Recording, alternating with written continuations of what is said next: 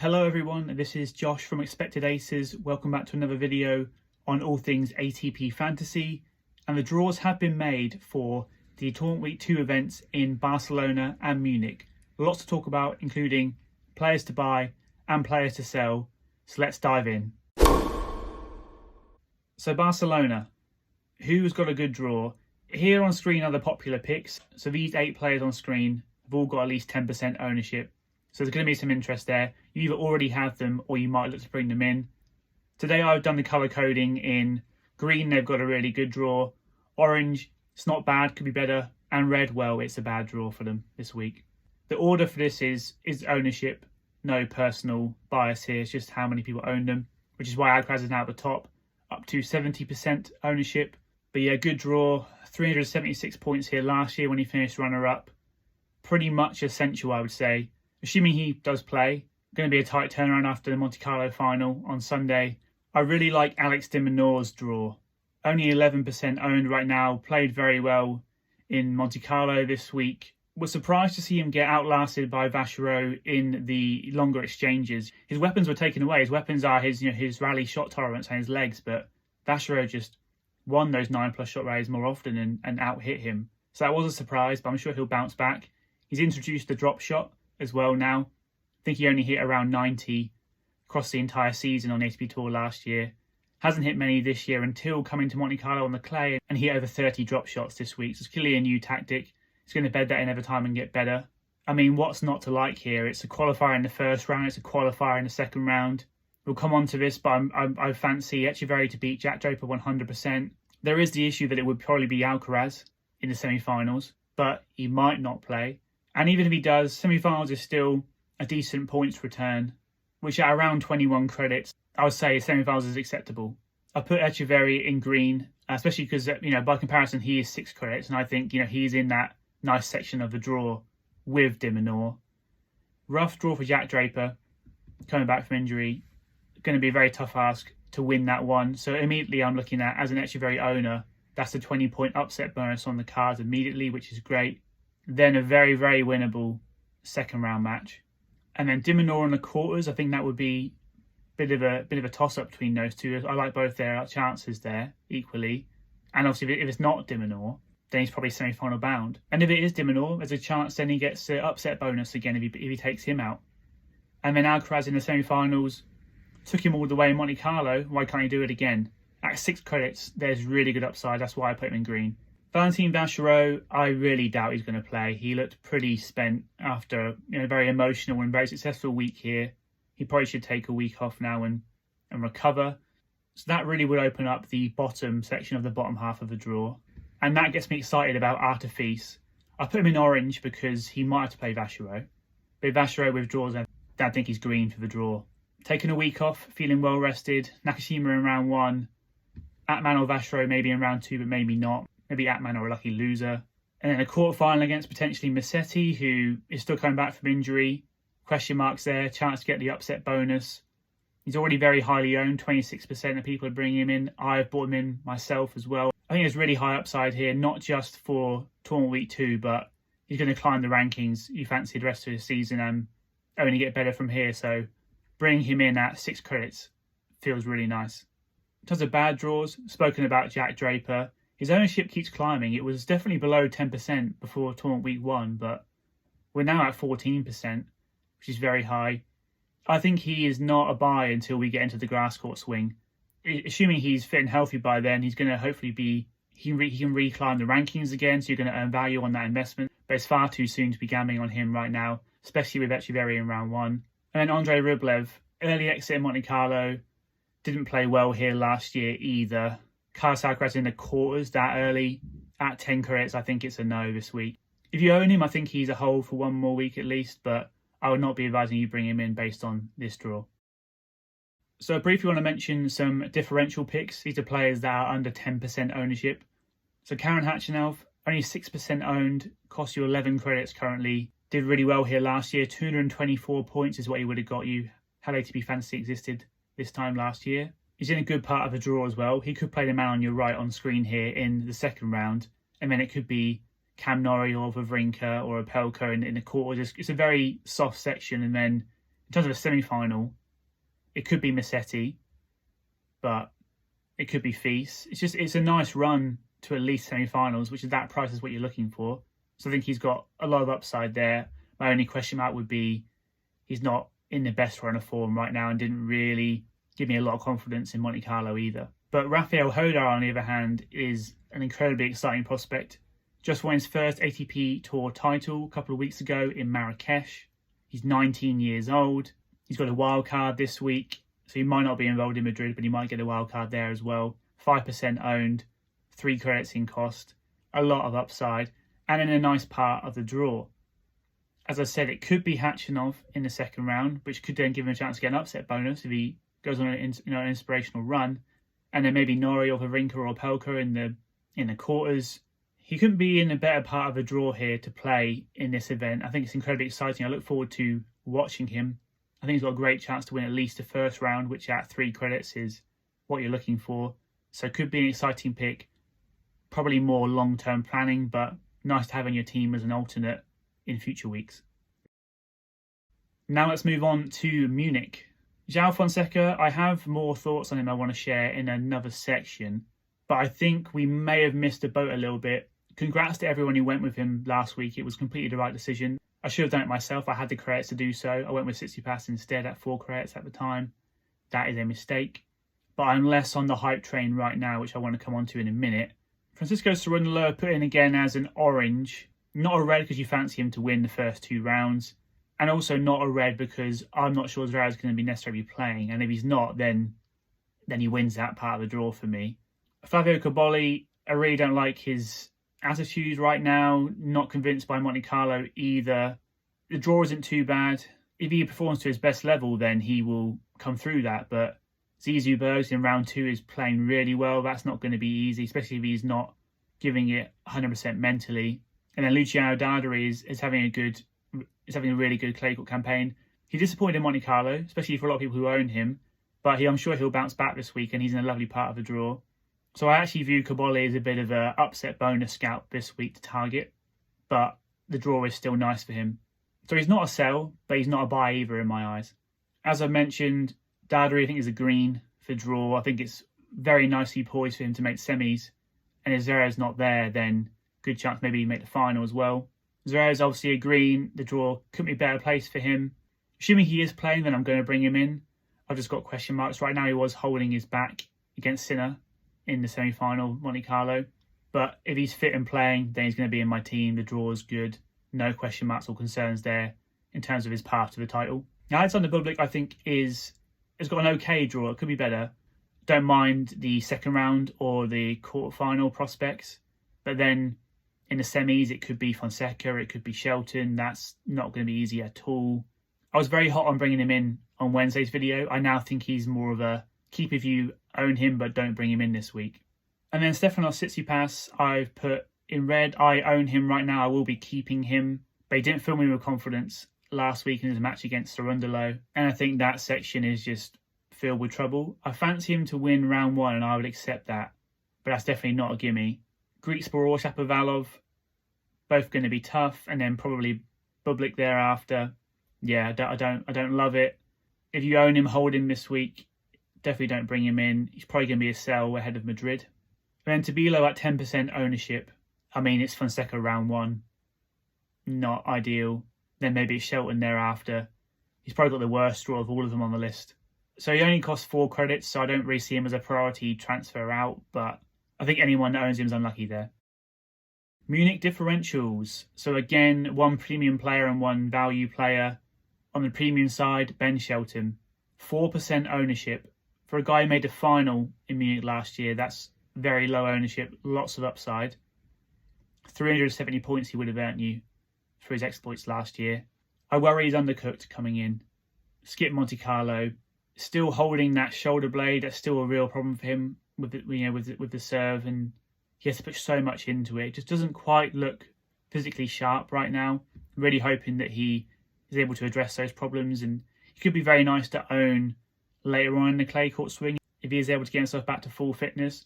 I think it's a little bit early to invest 24 credits, but that 4% ownership does make things rather enticing, and it's a good draw as well. But it is a bad draw. It could be Fonseca in round 2.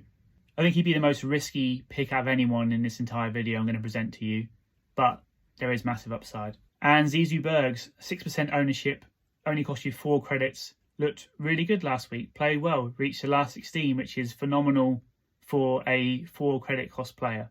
And he's got a nice draw. If you own him, then you're in a great spot. Definitely start him, don't put him in your alternates. And if you're looking for a cheap player at that sort of price range, then definitely consider bringing him in. Now here's where I want to talk about Fonseca and Vachereau as well. A little quick section on insights from Monte Carlo. So I mentioned this on Reddit, and we're now getting into the real fantasy element of this game now. We've had the players play their first week and earn the points, but now we're really starting to see where the fantasy insights start to come in and how you need to think about bringing players in and out. So there is a life cycle of a pick that is seen to be good value, but of a game breaker. Main components being you're cheap and you're unseeded. So you can afford to have several of them in your team, and any wins they get against seeds, they get massive upside. We've seen that this week with both these 2 players on screen. And as I just said, phase 2, they perform, and now the ownership starts to go up. But then as a result of doing well, their ranking rises, and then they lose the upside, and that they're going to be seeded in future events, which has already happened to Vachereau. And then as they keep rising, if you haven't already brought them in, then they're losing value fast and they're going to become too expensive to really prioritise. I think Vachereau is in phase 3 right now. He is now going to be a seed, so he's not going to have the upset bonus anymore. Heading into the semi-finals of Monte Carlo, he was a top scoring player of the 4 players, but only because he wasn't seeded. He got those 40 bonus points for being seeded players. You strip that away, then he matches Sinner and Alcaraz's total, which is still insane because he only cost 7 credits last week. But you can already see the value sort of gone for Barcelona if he plays. And with Fonseca, we're getting very, very close to phase 3. He's 35 in the live rankings. He's not quite in the seeded territory yet. One more good week, though, and I think he will be there. Then there is less upside, especially when the ownership's already 55%. So my advice would be, if you really want to bring in João Fonseca, then I think this is your last chance to do it. I think it'll be too reactionary and too passive to do it for Madrid, for example, in tournament week 3. I think if you're going to do it, it's now or never. He's not seeded this week. He's got winnable matches. It's not the easiest run, which is why I'm slightly hesitating on doing it. But if you wait much longer, then he'll be more expensive to bring in. The ownership will already be very high, so there's less upside.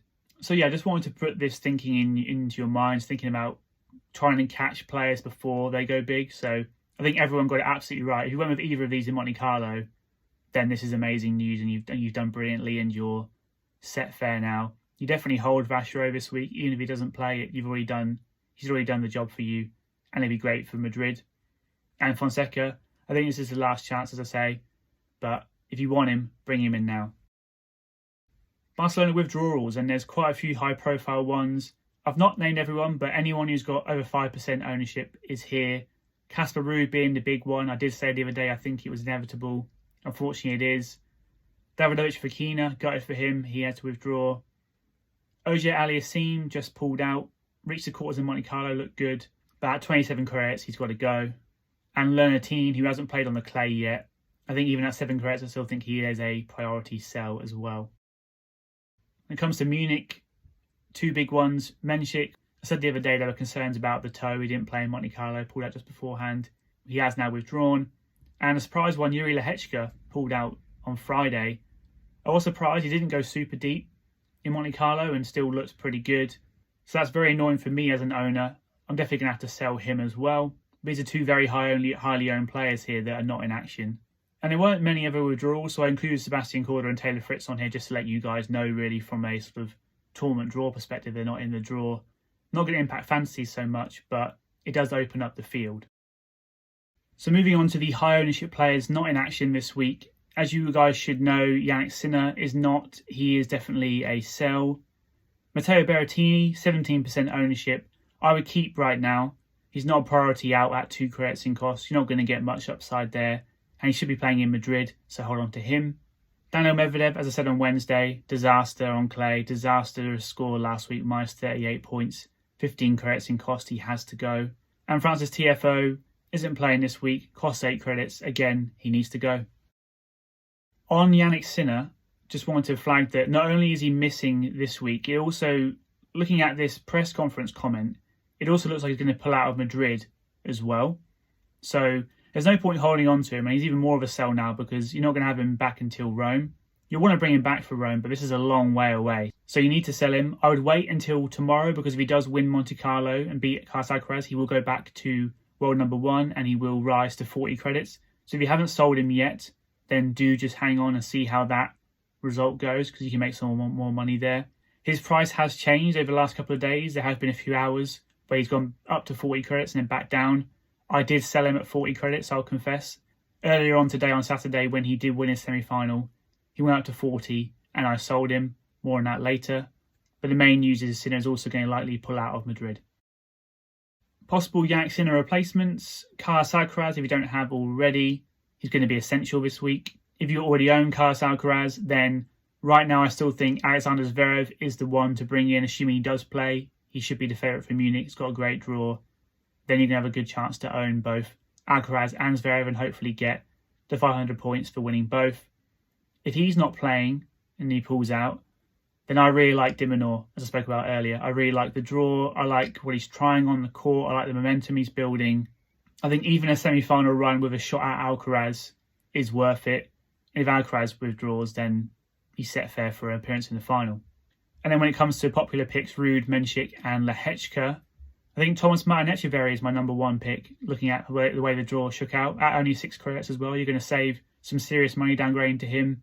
Looks to be one of the best clay court players this season, as does Luciano Darderi. I think they've both got great draws, both playing really, really well on clay. And I think they'll continue to do so as we go into the future Masters 1000 events. So I think they're really good long-term options. And then ATP, 26% ownership now. As I mentioned earlier, coming back to full fitness, has picked up where he left off, took a week off. If he gets through the first couple of rounds, could really start firing. He played really well in Barcelona last year. So I think he's also a very fine option. I try to give you different options. I'm not going to say bring in this one or the other. These aren't necessarily ranked in an order, but I'm just saying that if you're going to sell one of these players, I look to bring in one of these players and give you, a good variety of choice. Very similar list here for Medvedev. It's the same 3 guys, but for Auger-Aliassime, you've got a bit more money, so I put Minaur in here as well. I think he would be the best Auger-Aliassime replacement if you've got that kind of money to spend. Chip strategy. So don't play triple bounce and definitely don't play the alternates chip either. There are going to be much better weeks to play both of those. And I would say only play your swing switch chip if things have gone horribly wrong. You either absolutely hate your team or you completely forgot about the next week and you've got 2 or less players playing in Barcelona and Munich, then definitely obviously activate it. But even if you've got 3 players in action only, I think taking a minus 50 point hit to make 3 changes to build that full team of 6 is worth it. I don't think it's worth playing the chip this early on if it's only going to cost you 50 points to get to a 6-man squad. So if you guys are planning on playing the swing switch chip this week, I put a little team together down below that should be affordable for anyone. It comes in at about 92 credits right now. So even if you lost some value on some players, you should still be able to afford this team. It's pretty much the players I've covered in this video. Good long-term picks and short-term as well. You have Alcaraz. You've got Minaur, not Zverev, because he was too expensive for this draft. But then Etcheverry, Darderi, Fonseca, Fils, all great long-term prospects. All really, really good for the clay court swing, which is all you need them for. Important reminders. You have 2 free switches this week. Every additional switch costs you a 50-point penalty, minus 50 points from your total score. The tournament week 2 deadline is this Monday, April 13th. And this week, because the deadline's on a Monday afternoon, just a reminder that some players' prices will change significantly on Monday morning when the points come off from Barcelona and Munich last year. In terms of my team plans, just to update you guys, I did make a transfer today. Sinner went up to 40 credits, so I sold him all the way down to ATP. That now leaves me with 34 credits in the bank. I will be making one more change. I'm just not sure who yet. I know that Yuri Lehechka is going out, which will leave me with 46 credits to spend, so I can buy anyone. Right now I'm looking at buying Alexander Zverev, but I'm just going to wait till Monday in case he withdraws from the tournament. If he does, then I'm looking maybe at someone like Minaur, or maybe going down even further. I want someone not just for this week, but I also want him to be a contender in Madrid as well, which is why I like Zverev, because he'll at least be second seed, maybe even top seed in Madrid if Alcaraz doesn't play either. So he'd be one of the favourites for the title. So I'm really hoping that he does play Munich, because then I'll just bring him in and that'll be my team sorted out for the next couple of weeks. That's it for this video, a big deep dive there. I hope it was useful. This will be my final long form video before the Tournament Week 2 deadline, but I wish you guys the best of luck with Tournament Week 2. Any other dilemmas before the deadline, please do let me know. Get involved in the conversation. Join the subreddit ATP Fantasy. You can message me directly on socials or comment on this video, but I really appreciate all the support. Please give the video a like and subscribe to the channel if you haven't done so already. It means a lot. I'm trying to bring you the best ATP Fantasy content I can, and I hope you got true value from this video. This is Josh from Expected Aces. Good luck for Tournament Week 2. Bye for now.